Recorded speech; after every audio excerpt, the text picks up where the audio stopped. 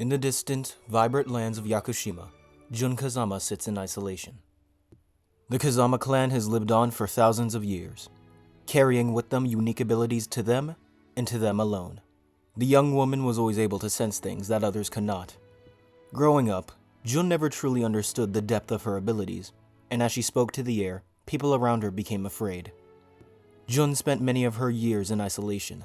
She surrounded herself with animals, creatures free from the burdens of human emotions and negative thoughts. Feeling suffocated, she would move to the city of Tokyo to study. But after spending so much time in a big city, she became disillusioned with the supernatural elements that the world had to offer. She felt no connection to a world filled with people who cared little for each other. One night, Jun has a dream of her father bidding her farewell. Not too long after, she learns that her father had passed away. The loss of her father sparked a desire within Jun, and it burned within her. To protect the lives of those who were precious to her, Jun would go on to become an animal protection officer in the hopes of protecting the lives of the animals she had once held dear. Through her work, she learns that Kazuya Mishima, current head of the Mishima Zaibatsu, is smuggling endangered animals. In order to stop Kazuya, Jun enters the King of Iron Fist tournament. Upon Jun meeting Kazuya, she can sense that there's more to him than meets the eye. Behind the exterior of a jet black devil was the heart and light of an angel, a heart that was dimmed by darkness. She and Kazuya were one and the same. Both were judged harshly because of their abilities, and both of them were wronged by the world. Jun was possibly the only person on the planet who was capable of understanding Kazuya's suffering. It didn't take long for the two to become close, and in time, they had a child. This happiness wouldn't last, however, as fate comes knocking at their door. Heihachi and Kazuya battle, and Kazuya is killed by the hands of his father. Jun, now pregnant and alone, senses a mysterious entity, a demonic being bearing Kazuya's visage. The creature wanted nothing more than the soul of the child within Jun. Jun battles with all of her might, but it isn't enough to defeat the creature known as Devil. And in this instant, Jun grows a brilliant, bright pair of white wings, as if an angel had heard her prayers and delivered a miracle. Jun would return to Yakushima and give birth to her and Kazuya's child. Wishing for him to treat others with kindness and to have a tender heart, she would name the boy Jin, a child of destiny. Heihachi's abusive teachings versus Jun's virtuous lessons. The Mishima's ambition and desire for power versus the Kazama's hope and desire to protect. Jin's upbringing is so different from Kazuya's. Kazuya had a life of luxury and was quickly introduced to the harsh reality of the world. That is, the world in Heihachi's dimmed image. This reality was reinforced in Kazuya's life time and time again. He never got the chance to forge his own identity. Growing up in the beautiful lands of Yakushima, Jin would go on to live a peaceful life with his mother Jin Kazama, and would be taught the Kazama fighting style as well as its purpose. To protect those that are precious to you. Protecting his mother and the land of Yakushima was all that Jin ever needed. But this peaceful life would not last. Jun can sense the darkness growing closer and warns her son to meet with Heihachi should anything happen to her. One day, tragedy would strike. An overwhelming force pursuing power destroys the lands of Yakushima and steals Jin's mother from him. The mother and home Jin once had was turned to ash, and his entire purpose gone with them. Jin, now having lost his home, seeks out Heihachi Mishima and learns the Mishima fighting style to avenge his mother. Like his father before him, Heihachi takes advantage of the darkness and desire for revenge within Jin to lure the creature out. Ogre is a being who thrives on the souls of powerful fighters. A tournament is a perfect setup to capture the creature. Jin dominates in the tournament and comes face to face with the monster that took away his mother and destroyed his home. Jin unleashed a fury of attacks on the monster, and Ogre went down. Jin's vengeance is now complete, and his mother is avenged. However, this moment of peace would only be brief. Jin would quickly be exposed to a harsh former reality in the man he had once considered family. To disregard everything in order to pursue absolute power. This is the curse of the Mishima bloodline. This sense of betrayal from his grandfather awakens the devil within Jin. Prior to the third tournament, Jin is branded by the devil on his left arm. Jin also learns that he is the son of Kazuya Mishima, and that he's inherited his cursed blood. And this revelation sickens Jin, He flies away and goes into hiding.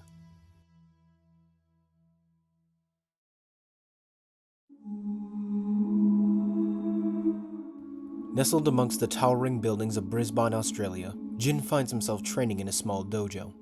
Ever since Heihachi's betrayal and the discovery of his devil gene, Jin rejected any relation he once had to the Mishima bloodline. Under the guidance of the dojo's grandmaster, Jin trained rigorously to unlearn the Mishima Ryu fighting style and mastered traditional karate. This change is showed gameplay-wise as Jin's moveset is revamped, no longer using Mishima attacks as he did in T3. Jin warns his high school friend Xiaoyu about Heihachi's evil intentions and to distrust the Mishima Zaibatsu. He keeps his old friend at an arm's length, but he's doing this under the pretense of keeping her safe. Upon hearing the announcement of the King of Iron Fist Tournament 4, Jin enters with a desire to destroy the Mishima bloodline once and for all.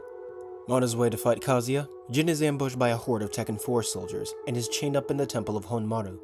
The devil then builds in strength, as Jin has nightmares triggered by the devil gene to give in to his anger and hate.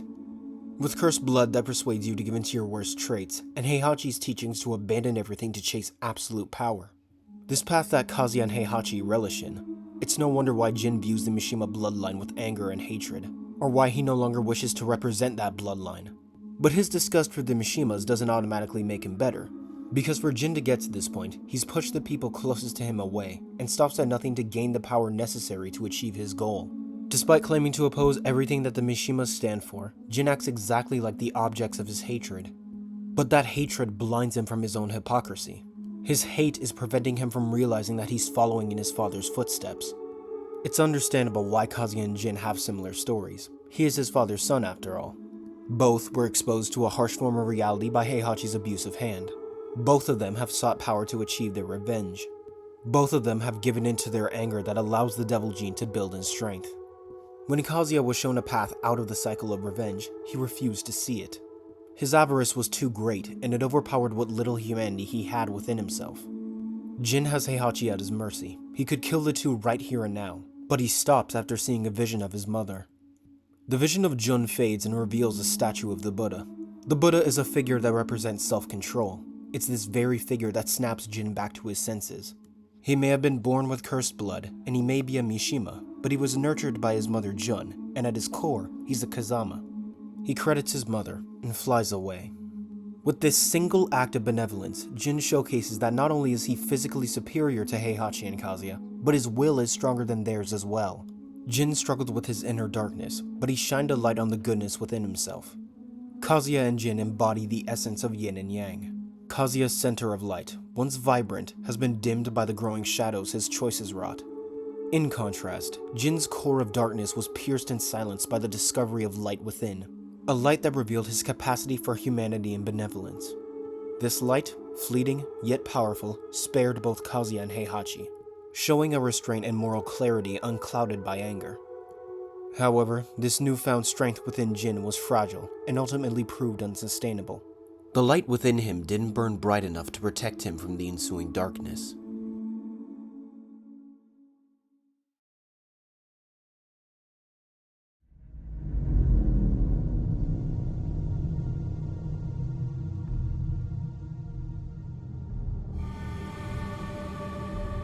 What is it that haunts you? Whose eyes peer at you from the dark? Tekken Bloodline begins with Jin being ambushed by a group of bullies. They belittle him and tell Jin that he doesn't belong here. Jin defends himself by utilizing his mother's fighting style. Jin defeats his bullies, but Jun stops him before he goes too far. She tells Jin that she's disappointed in him, only for Jin to respond with confusion. Jun replies that he may have won the fight physically, but he ultimately lost the battle within due to giving into his anger and for forgetting his mother's teachings. Sounds familiar, doesn't it? When asked why their words of belonging hurt so much, Jin gives no response. Is it because he isn't meant to be confounded at Yakushima? Jun has nothing but confidence that Jin is destined for greatness. He'll travel around the world and accomplish great things. All he needs to remember is to never lose sight of himself. The most important opponent to beat in any fight is yourself. You have to focus on the present, not the past or of events to come. What Jun wants for Jin, more than anything, is for him to use the power that he wields for good, to never take pleasure in the suffering of others. to never give in to his anger and incite violence. Jin's peaceful life on the lands of Yakushima would not last long at all. Ogre attacks, and Jin's home is destroyed. Following his mother's wishes, Jin sets out to meet Heihachi Mishima, and is quickly conditioned to a harsh form of reality. We're shown the massive contrast between the teachings of the Kazama family and the Mishima family. The power to build, or the power to destroy. That is the lesson Jinpachi taught Heihachi, and one that he passes down to Jin. This is the path that Heihachi plans to use to help Jin defeat Ogre. Whenever the pain is too much to bear, Jin is instructed to use the anger of his mother's death to push forward, to disregard family in the pursuit of power, the way of the Mishima family. But Jin is more than a Mishima. He's a Kazama at heart, and it's this heart that Heihachi plans to crush with an iron fist. Jun and Heihachi serve as the devil and angel on Jin's shoulders. Heihachi attempts to manipulate Jin's guilt and trauma for his own gain. His idea of strength is built on domination and control, power drawn from past pain, and wielded without empathy to shape the future as he sees fit. He doesn't care what it costs Jin, emotionally or morally, so long as it yields results. To Heihachi, humanity is a weakness to be shed, not nurtured. A man so lost in the search for power that he's devoid of humanity. Much like the monster Jin hopes to destroy. Can he do it? Can Jin forsake everything he believes in if it means avenging his mother? Can he strip away his humanity? If he is to fight the world's darkness, should he not give in to darkness? If he is to fight monsters, would that not make him a monster? Would he be any better than Heihachi or Ogre at that point? Can he truly honor his mother's memory if he abandons all that she taught him? All that she entrusted to him? Jun's teachings stand in stark contrast to Heihachi's. Where Heihachi demands emotional sacrifice for power, Jun encourages presence and emotional awareness. She teaches Jin to value the moment he's in, and within those moments, Jin would learn to value the people beside him and the connections he's built. Her philosophy is rooted in healing, not hurting, in understanding, not domination. She reminds Jin that the future isn't built solely through force, but through the experiences and relationships that give life meaning. Jun's compassion and Heihachi's cruelty wage an endless war within Jin's mind, tearing at him until he breaks. How is one meant to hold on to empathy, to preserve a sense of goodness when confronted by something as inhuman as Ogre? A creature that embodies raw destruction, indifferent to suffering, driven only by the hunger for power. Ogre, however, is a mindless beast. Heihachi would show Jin what a true monster looks like. And this betrayal awakens the devil within Jin. This awakening isn't just a showcase of power. It's the unraveling of everything Jun tried to protect him from. Her lessons of grace and restraint are trampled under the weight of betrayal. And in their place rises the one thing his late father Kazuya ever truly gave him. The curse of the devil gene. Will things ever change? Can Jin reclaim the humanity that now seems so far away? Does he have the strength to confront not just the monsters around him, but the one growing inside? And lingering within that darkness, what does that monster say about Jin?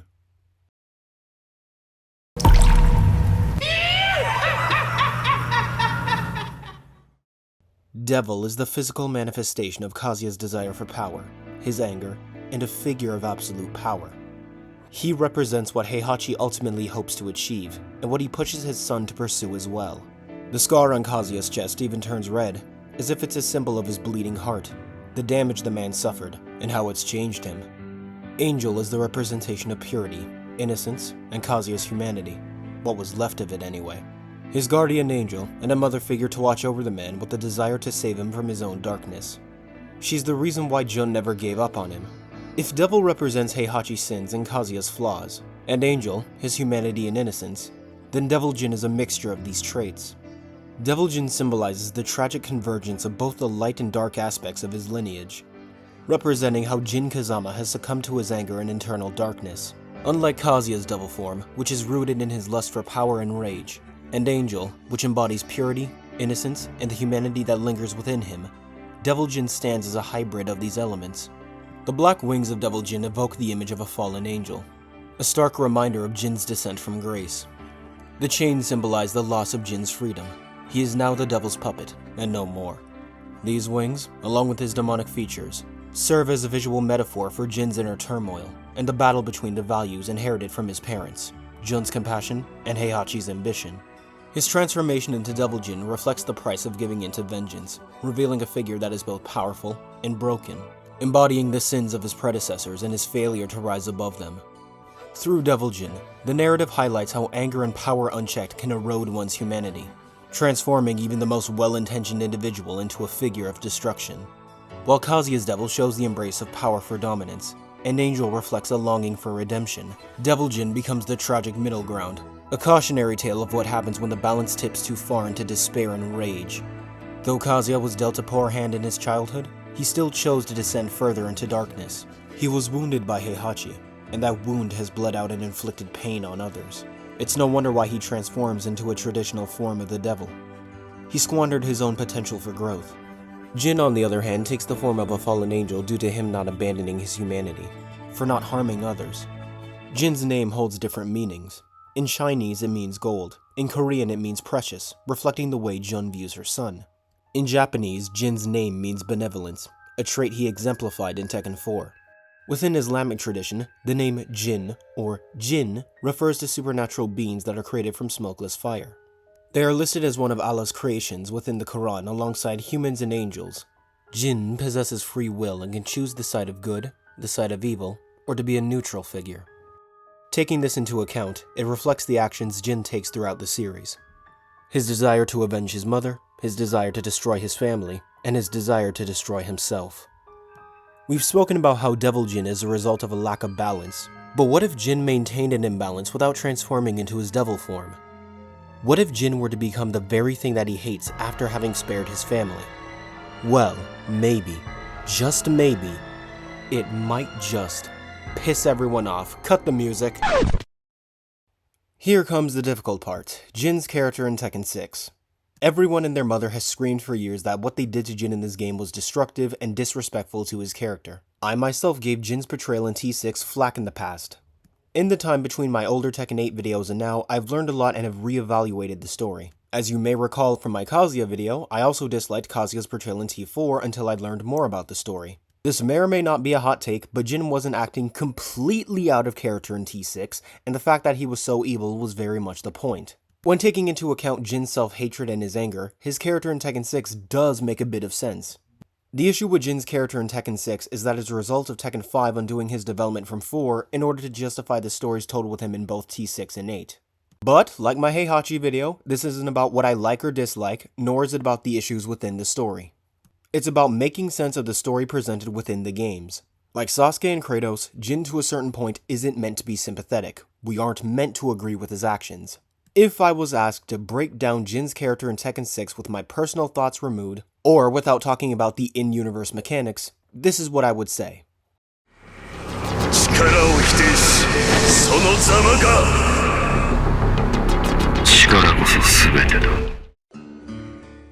Jin has been fighting against darkness for his whole life.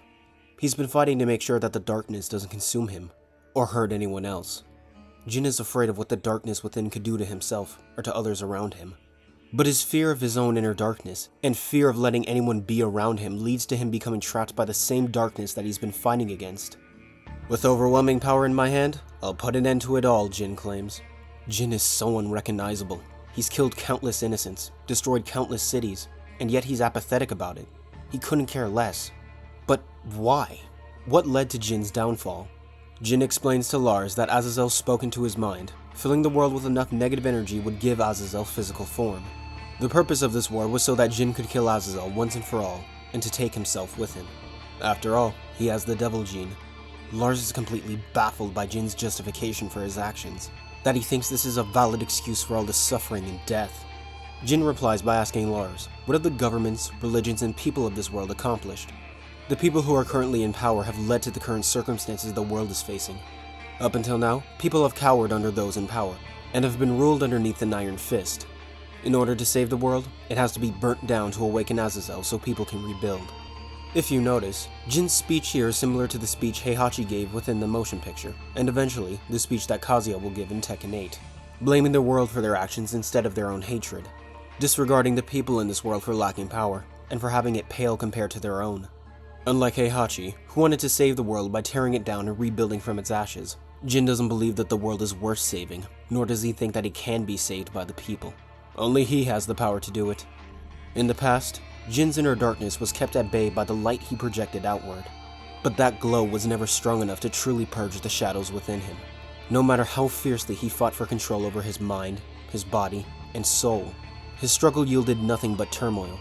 His battle for sanity left him wavering, caught between who he was and what he feared becoming. But now, hesitation would no longer define him. Like his father before him, he would seize control, embracing the path in front of him rather than resisting it. To the world, he would appear a shadow, yet in truth he would embody light. If he were to become light, then inevitably, he would also become shadow. His existence, bound by duality, would no longer be a curse. He would embrace it, mastering both halves rather than letting one consume the other. All for the sake of completing his objective. Proverbs 25 verse 26 reads, "Like a muddied spring or a polluted fountain is the righteous man who give way before the wicked." How can Jin not think this way? After all, the world let Heihachi and Kazuya treat it as their plaything for years. The world let Heihachi grow in power. The world allowed the Zaibatsu to become as powerful as it is now. Azazel then appears before Jin, a symbol of everything he's come to hate about himself, and the sins of the world. True to his words, with overwhelming power in his hand, he'll put an end to it all. Jin is so lost in darkness that he can't see that he's becoming the very evil that he was fighting against. He who fights monsters should be careful not to become a monster, and Jin at this point is a monster. He's a man who's willing to sacrifice countless lives, and he justifies it to himself because he believes he's doing it for the sake of his own greater good. Much like Heihachi's speech and motivation in the motion picture. Where the two characters differ is that Heihachi was disgusted with how people do horrible things for what they perceive to be a greater good. But who cares? After all, Jin lost his mother, and he's been cursed with the devil's blood, and the world allowed Heihachi to gain power that Jin used for the war. Who cares about who suffered as a result of Jin's actions? He's a victim of circumstance. If Kazuya were placed in this position, he would justify his actions by pointing to the abuse he suffered at the hands of his father. Tekken 7 showcases this. Kazuya is constantly flashing back to his abusive childhood. Who cares if Kazuya ignored Jun's attempt at helping him? Who cares if Kazuya embraces his dark powers? After all, he was abused by his father. It's his fault that he turned out the way he did. But why should it matter what Heihachi did to Kazuya? Who cares if he betrayed Jin, who just wanted a home? He's doing it for the greater good of destroying the devil, and the devil took away his wife. All three of these scarred men think that because of what they suffered, any action in vengeance is justified. No one could criticize them for their actions because of the events that led up to them. The problem with an eye for an eye is that everyone ends up blind. The minute Heihachi faced tragedy, he defaulted to the only thing he knew for comfort: solitude. The last person he let inside his heart tried to kill him. Simply put, Heihachi was a lost cause. He couldn't be saved, nor did he want to be. Jin and Kazuya are two sides of the same coin. Or, more accurately, a red dark star and a blue dark star. Both of these stars have the ability to shine their light on the world. They can achieve this with the help of the people around them. Much like Kazuya, Jin has been walking a miniature version of his father's path for his whole life. All of it has led to this moment. Where the two differ is what they want to make out of their lives. Kazuya had no interest in forging his own path. Whether he realizes it or not, he walks in his father's footsteps, even after his death. As opposed to shining a light on his star, Kazuya decided to dim it in darkness. Like his father, Jin showcased that he was able to give in to his worst desires. He's capable of being selfish. Unlike his father, Jin has showcased the willingness to shine a light on his humanity, to avoid downfall rather than simply having humanity present within him. It's not that Jin is a lost cause or that he can't be saved. He just needs guidance on the path of overcoming his hatred. He needs to find his own answer on what it means to have power. What does it mean to live? It's up to him to find the strength within himself to discover his true path. Não importam os desafios do caminho. As pessoas sempre se recuperam, né? Eddy has always battled with his anger. Anger towards Kazuya for the death of his parents, anger at the world for taking his master, and anger at himself for lacking the power to do anything about it. And within Eddy's anger and despair, he finds himself susceptible to manipulation from a man who once walked a path similar to him. Jin was able to take advantage of Eddy's pain because Heihachi did the same to him. The manipulated learn from the manipulators, further cementing Jin's descent from grace and his transformation into what he despised the most. As a captain of the Tekken Force, Eddy committed countless sins, acts of atrocity against those innocent or not. Eddy's endgame was to gain access to the Zaibatsu's resources in the hopes of saving his master. He was willing to compromise his morality if it meant saving him. In doing so, he pushed everyone he knew away and caused more damage to his relationships than before. He wasn't there for Christy at her lowest point, one of the people that he cared about the most. With nothing else to live for, he attempts to chase vengeance for the death of his parents, only to be met with more failure. He wasn't there for Christy, he couldn't save his master, and he couldn't avenge his father. Eddy's journey has been one of constant downfall. He and Jin are one and the same. Both blame the world for their losses and lashed out in anger, and both of them have hurt the people around them. But at Eddy's lowest point, he finds a glimmer of light and a reason to keep going. Lydia is there to steer him on the right path through a simple message. As Lydia conveyed hope and will to Eddy, he would now do the same for Jin. He would entrust him with the will to be better moving forward. Accept the things that you can't change, have the courage to change what you can, and have the wisdom to know the difference. Yes, Eddy failed to avenge his father. Yes, he failed to save his master. And he wasn't there for Christy when she needed him. He can't change what he did, but he can choose to change what he does and who he is moving forward. Failure has been a constant reoccurrence within Eddy's life, but that failure was the best thing to happen to him, as it led him to a path of redemption. And it opened the door for Jin to change who he is as well. All he has to do is take the will Eddy entrusted him and move forward.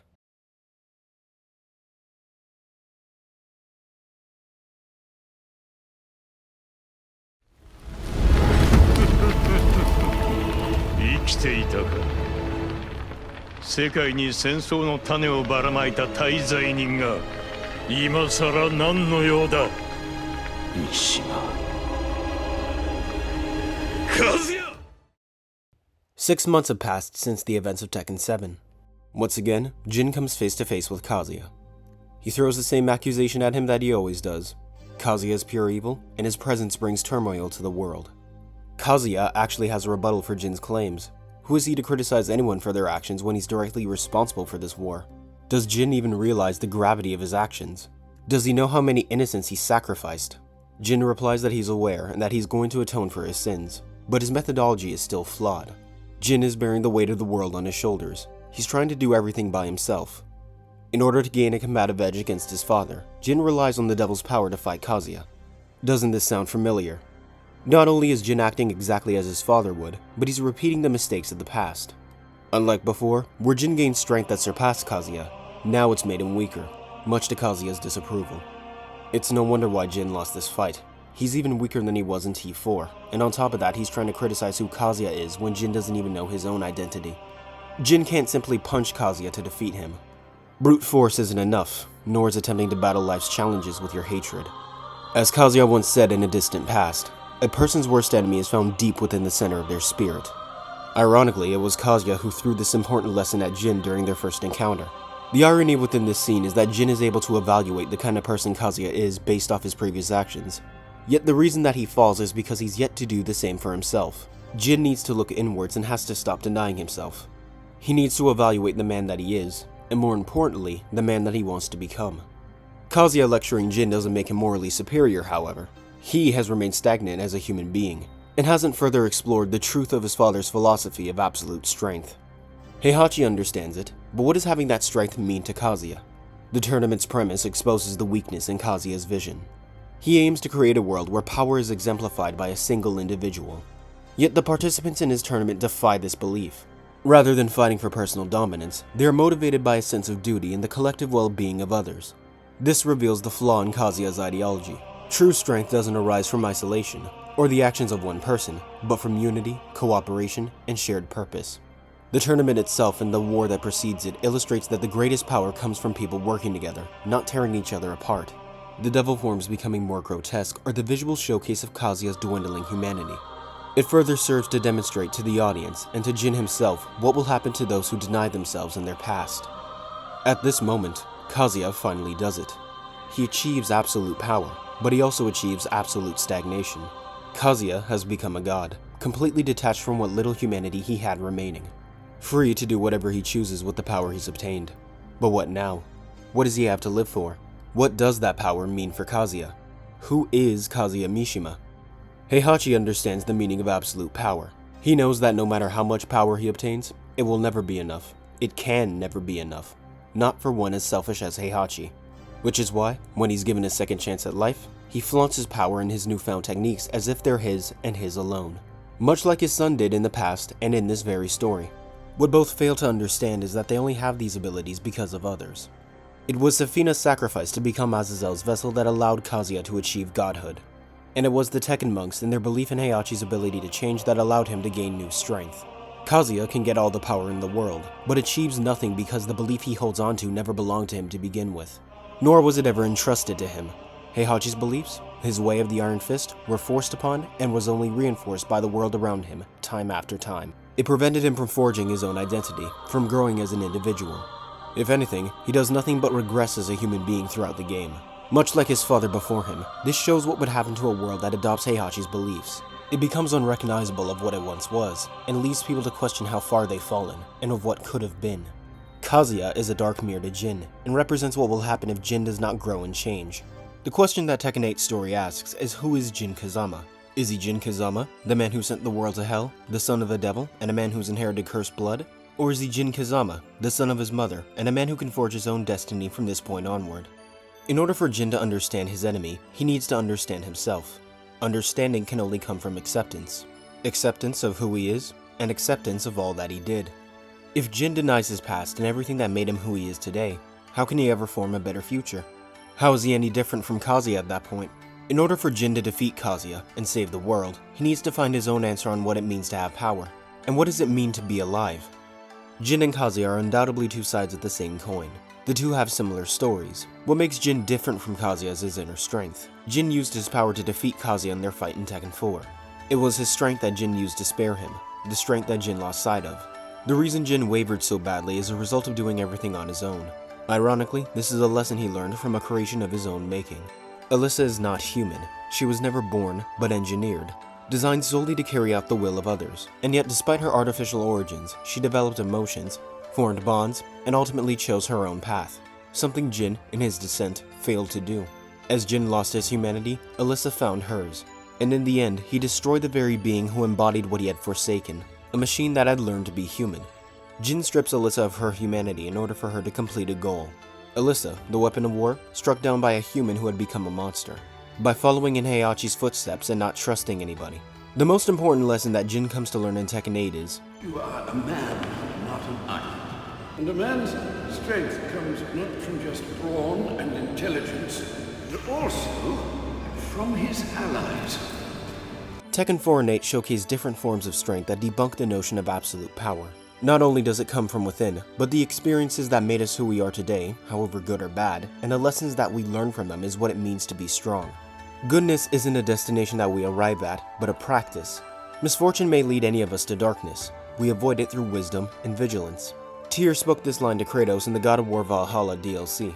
This line was used to show Kratos that he was always capable of doing good, even if his motivations were selfish. It was also used to advise him to make his motivations noble going forward. Even when his methods were flawed, Jin to a certain point had good intentions behind his actions. He wanted to rid the world of the devil and the Mishima curse. Jin once despised humanity, yet has the underlying desire to save the world. His contradictory words expose the flaw in his actions and belief that humanity is worthless and that the world can't be saved. While he despises humanity, his willingness to sacrifice himself for his goal of killing Azazel and leaving the people to rebuild the world from its ashes implies that he still sees value in it. This duality shows his claim is inconsistent. Human flaws are rooted in systemic issues, not inherent worthlessness. Change requires collective effort, not one individual's death. Revealing that Jin's actions contradicts his rhetoric and highlight the potential for the world's redemption. Unlike in the past, where Jin was willing to die for the sake of his goal, and ultimately thought it was the best outcome for him, he's now aiming to defeat Kazuya for the sake of others. Because they were the ones who saved him from himself. The bonds of his comrades gave him a reason to keep going. Their bonds gave him the ability to accept himself. And his comrades gave him the strength to confront his own inner darkness, the being who represents all of Jin's mistakes. Devil Jin's taunts are meant to bait Jin into giving in to his worst desires. This may have worked if Jin loathed the devil, but now he chooses to face it head on. He'll live together with his sins, and his desire to live and be with his comrades allows him to see the devil's true form.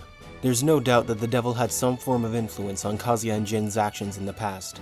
Even so, Kazuya still chose to chase world domination. He chose to believe in Heihachi's ideology. And Jin still chose to isolate himself from others and attempt suicide. The devil isn't responsible for the flaws within a person. It's merely an example of them. Whoever controls that power can choose to do whatever they want with it. It's the choices we make, after all, that determine who we are. Kazuya uses this power for the sake of his own selfish ambition. Jin wishes to use the devil not for himself, but for the sake of others. Instead of bending it to his will, he fights alongside the devil to defeat Kazuya. By shouldering this burden onto himself, it causes pain to people around him. Once he understands this, Jin ascends. The color white used to showcase that Jin is cleansed of his sins.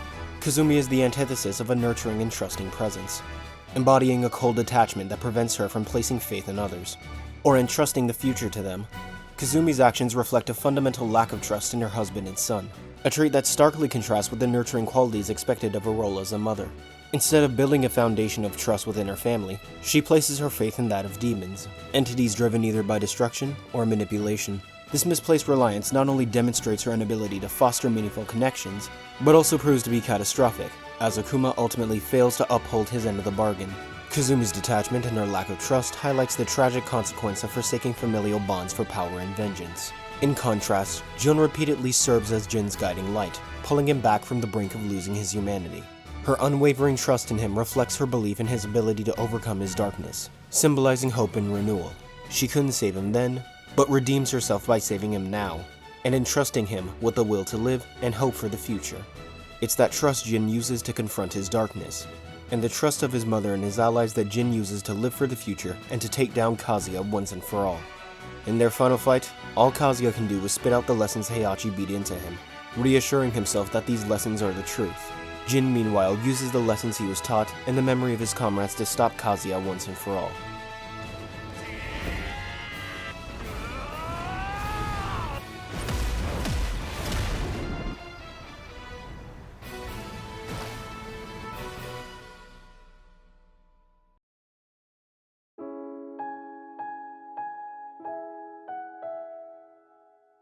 Even when Jin is at his lowest point, even when he's lost everything and battling with his own inner demons, he showcases the will to move forward and the willingness to accept and learn from his mistakes. Heihachi's story is one of tragedy, Kazuya's is one of constant downfall. Jin's is about losing sight of oneself and the journey of self-discovery and acceptance. That, ladies and gentlemen, is who Jin Kazama is. Arigato.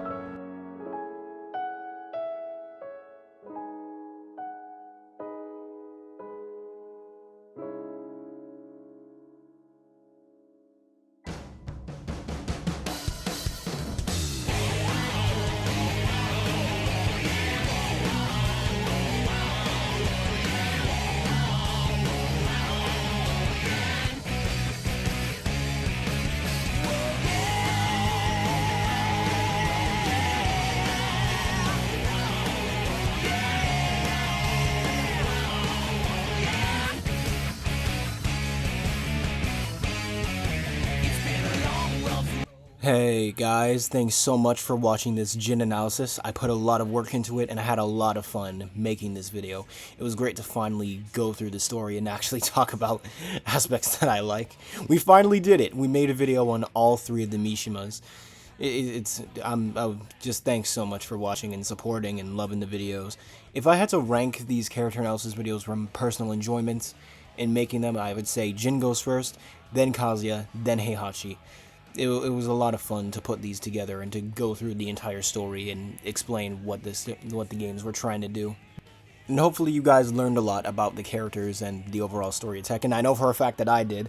You know, for instance, I learned a lot about what Tekken 7's story was actually trying to say, aside from the old critique video I had made back in like 2023, 2022 or whatever. And yeah, man, it was great to finally make these character analysis videos. So, you guys are probably wondering why I even bothered to go out of my way to make these videos, because if you recall my Kazuya analysis, way back when I had made the initial Kazuya rant video speaking about how I didn't like how his character was written, and based off of that, I knew that video was poorly constructed, and I was already working on the proper Kazuya analysis when my old Part 2 Tekken 8 video came out.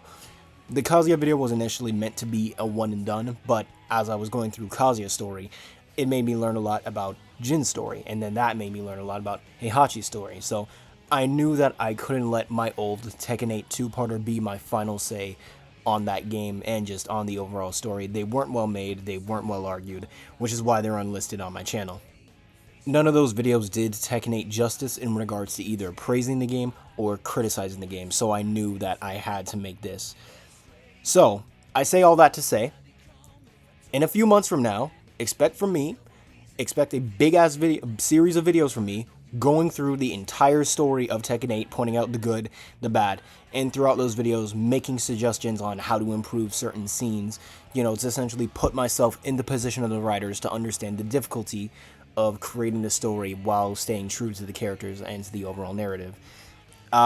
They won't be releasing weekly or anything. You know, basically patience is your best friend when it comes to expecting uploads on this channel from this point onward, because I got a lot of shit to handle in real life. But yeah, just know sometime in the fall, you will see a long-ass video from me going through the story mode. It's going to be split into 4 parts. So yeah, hope you guys look forward to that. And yeah, till next time, see y'all around.